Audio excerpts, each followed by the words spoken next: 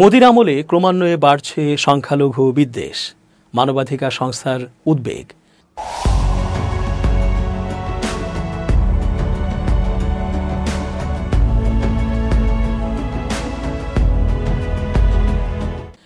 আসসালামু আলাইকুম প্রিয় দর্শক, আশা করছি আল্লাহ পাকের রহমতে ভালো আছেন। চেঞ্জ টিভির আন্তর্জাতিক চোখ অনুষ্ঠানে আমি এস.জে. রতন স্বাগত জানাচ্ছি আপনাদের সকলকে। নরেন্দ্র মোদী স্বঘোষিত হিন্দুত্ববাদী রাষ্ট্রশাসক, তারপরও কি তার দুর্নাম হবে না? অবশ্যই তার যথেষ্ট দুর্নাম রটেছে বিশ্বব্যাপী, এরপরও সে থামছে না। অথচ সেই আবার অন্য দেশ নিয়ে চিন্তায় অস্থির। এটা একটা ভণ্ডামি, এই ভণ্ডকে দেখে নেওয়া উচিত। আন্তর্জাতিক নানা জরিপ ও মানবাধিকার সংস্থা থেকে তার বিরুদ্ধে সংখ্যালঘু নির্যাতনের অভিযোগ ক্রমান্বয়ে প্রকাশ পাচ্ছে। সে সকল অভিযোগের আবার চাক্ষুষ প্রমাণ রয়েছে, আছে স্টিল ছবি, ভিডিও, সংবাদ, বিশ্লেষণ ও প্রতিবেদন। ভারতে মুসলিম সহ সংখ্যালঘু বিদ্বেষী প্রচারণা আগের বছরের তুলনায় 2024 সালে প্রায় 74% বেড়েছে। ওয়াশিংটন ভিত্তিক গবেষণা প্রতিষ্ঠান ইন্ডিয়া হেজ ল্যাবের গবেষণায় উঠে এসেছে এই তথ্য।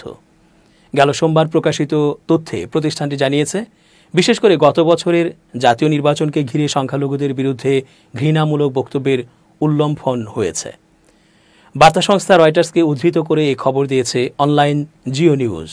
এতে বলা হয়, 2024 সালের রাজনৈতিক সমাবেশ, ধর্মীয় মিছিল, প্রতিবাদ এবং সাংস্কৃতিক সমাবেশের মতো জমায়েতগুলোতে ঘৃণাত্মক মোট 1165টি ঘটনা নথিভুক্ত করেছে ইন্ডিয়া হেজ ল্যাব। এক বছর আগে এর সংখ্যা ছিল 668টি।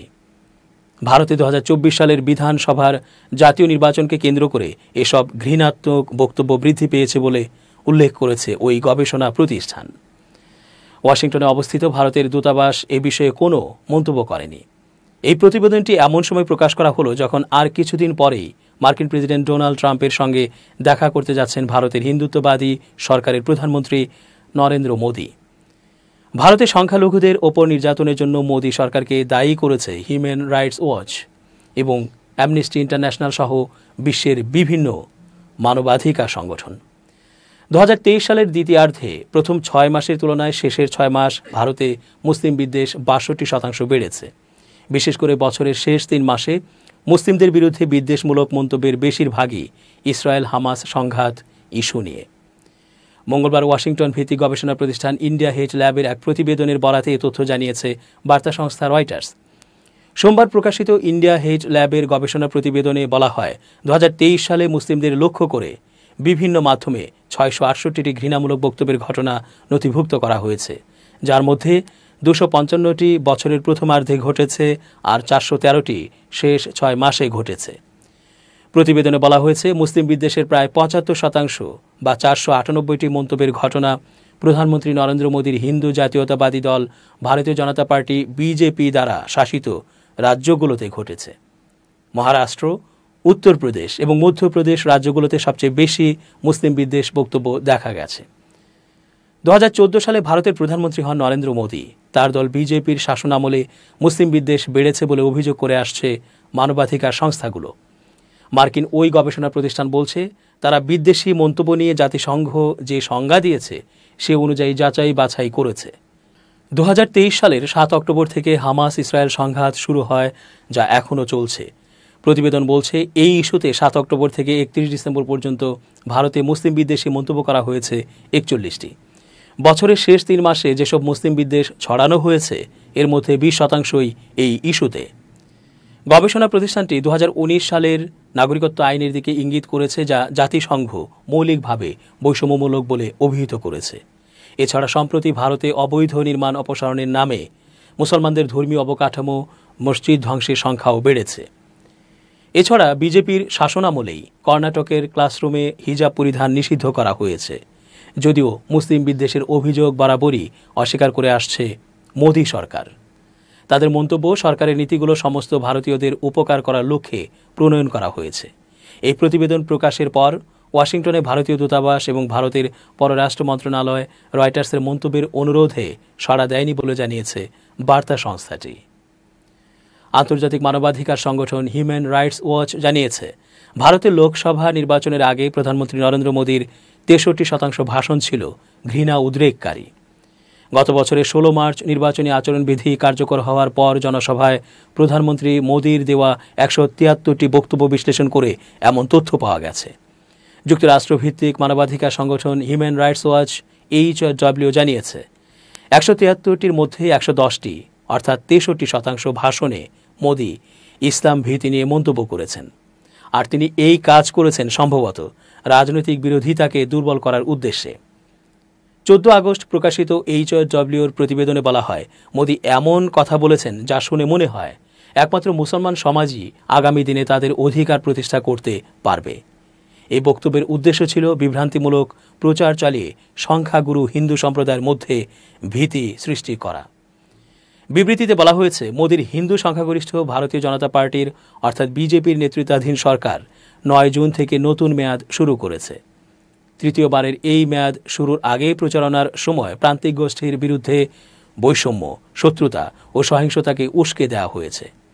হিউম্যান রাইটস ওয়াচ মনে করছে, ধারাবাহিকভাবে বিজেপির শীর্ষ নেতৃত্ব এই ধরনের ঘৃণা উদ্রেককারী মন্তব্য করার কারণে ভারতে মুসলমান ও খ্রিস্টান এই দুই সংখ্যালঘু সম্প্রদায়ের উপরই হামলার ঘটনা বেড়েছে।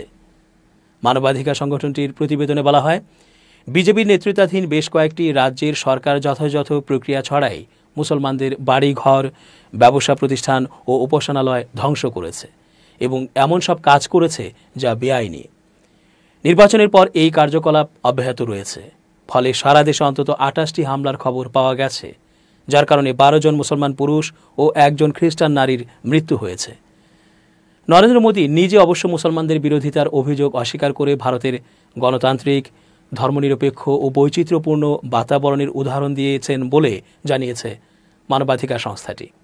HRWর বক্তব্য, বিভিন্ন সাক্ষাৎকারে মোদী সে সময় বলেছেন, আমরা মুসলমানদের বিরুদ্ধে নই, এটা আমাদের পরিচয়ের অংশ নয়। নির্বাচনী প্রচারে মুসলিম বিরোধী বক্তব্য সম্পর্কে জিজ্ঞাসা করা হলে মোদী বলেছিলেন, যেদিন আমি রাজনীতিতে হিন্দু মুসলিম নিয়ে কথা বলতে শুরু করব, আমি জনজীবনের জন্য অযোগ্য হয়ে যাব। হিন্দু মুসলিম করব না, এটাই আমার সংকল্প। কিন্তু কার্যত অন্য ঘটনা ঘটেছে বলে জানিয়েছে HRW। তাদের প্রতিবেদনে দাবি করা হয়, মোদী নিয়মিত মিথ্যা দাবির মাধ্যমে হিন্দুদের মধ্যে ভয় জাগিয়েছিলেন। তিনি বলেছিলেন, বিরোধী দলগুলো ক্ষমতা এলে তাদের অর্থাৎ হিন্দুদের বিশ্বাস, তাদের উপাসনালয়, তাদের সম্পদ, তাদের জমি এবং তাদের সম্প্রদায়ের মেয়ে ও নারীদের নিরাপত্তা মুসলিমদের কাছ থেকে হুমকির মুখে পড়বে। প্রতিবেদনে বলা হয়, মোদী বারবার মুসলমানদের অনুপ্রবেশকারী হিসেবে বর্ণনা করে দাবি করেছেন, অন্যান্য সম্প্রদায়ের তুলনায় মুসলমানদের বেশি সন্তান হয়। এই বক্তব্যের মাধ্যমে মোদী ভারতে যেখানে হিন্দু জনসংখ্যা প্রায় 80%, সেখানে এই ভয় তৈরি করেছিলেন একদিন হিন্দুরা সংখ্যালঘু হয়ে যাবে, জানিয়েছে হিউম্যান রাইটস ওয়াচ।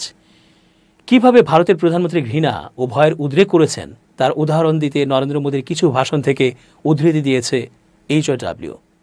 প্রতিবেদনে বলা হয়, গত 14 মে ঝাড়খণ্ডের কোডারমায় এক বক্তব্যে মোদী বলেছিলেন, আমাদের দেবতাদের মূর্তিগুলো ধ্বংস করা হচ্ছে এবং এই অনুপ্রবেশকারীরা মানে মুসলিমরা আমাদের বোন ও কন্যাদের নিরাপত্তাকে হুমকির মুখে ফেলেছে। মানবাধিকার সংস্থাটি মোদীর উত্তরপ্রদেশের ভাষণ থেকে একটি উদাহরণ দিয়েছে। প্রতিবেদনে বলা হয়েছে, উত্তরপ্রদেশের বারাবাঙ্কিতে 17 মে এক বক্তব্যে তিনি মিথ্যা দাবি করেছিলেন। মোদী বলেছিলেন, রাজনৈতিক বিরোধীরা ক্ষমতায় এলে অযোধ্যায় ইতিমধ্যেই ধ্বংস হওয়া একটি ঐতিহাসিক মসজিদের ওপর বিতর্কিতভাবে নির্মিত এবং সবে মাত্র উদ্বোধন হওয়া রাম মন্দিরের ক্ষতি করবে। বিরোধী জোট ক্ষমতায় এলে তারা আবার রাম লল্লাকে অর্থাৎ হিন্দু দেবতা ভগবান রামকে তাঁবুতে পাঠাবে এবং মন্দিরের ওপর বুলডোজার চালাবে। মধ্যপ্রদেশের ধার শহরে গত 7 মে দেওয়া আরেক বক্তব্যে মোদী আবার মিথ্যা বলেছিলেন বলে HRWর প্রতিবেদনে উল্লেখ করা হয়। মোদী বলেছিলেন, বিরোধী কংগ্রেস পার্টি এমনকি খেলাধুলাতেও মুসলমানদের অগ্রাধিকার দিতে চায়। সুতরাং ধর্মের ভিত্তিতে ভারতীয় ক্রিকেট দল কে বানাবে তা কংগ্রেসই ঠিক করবে। HRWর এশিয়া অঞ্চলের পরিচালক ইলেইন পিয়ারসন স্পষ্ট বলেছেন, ভারতের প্রধানমন্ত্রী মোদী ও বিজেপি নেতারা মুসলিম ও অন্যান্য সংখ্যালঘু গোষ্ঠীর বিরুদ্ধে তাদের প্রচারে খোলাখুলি মিথ্যা দাবি করেছেন। পিয়ারসন বলেন, মোদী প্রশাসনের অধীন সংখ্যালঘুদের বিরুদ্ধে 1 দশকের আক্রমণ এবং বৈষম্যের মধ্যে এসব উত্তেজক বক্তব্য মুসলিম, খ্রিস্টান ও অন্যান্য সংখ্যালঘু সম্প্রদায়ের উপর নির্যাতনকে আরও স্বাভাবিক রূপ দিয়েছে। দর্শক, আজকের মতো শেষ করছি এখানেই। ধন্যবাদ। changeTV.press, এক ফোঁটা হলুদ নেই।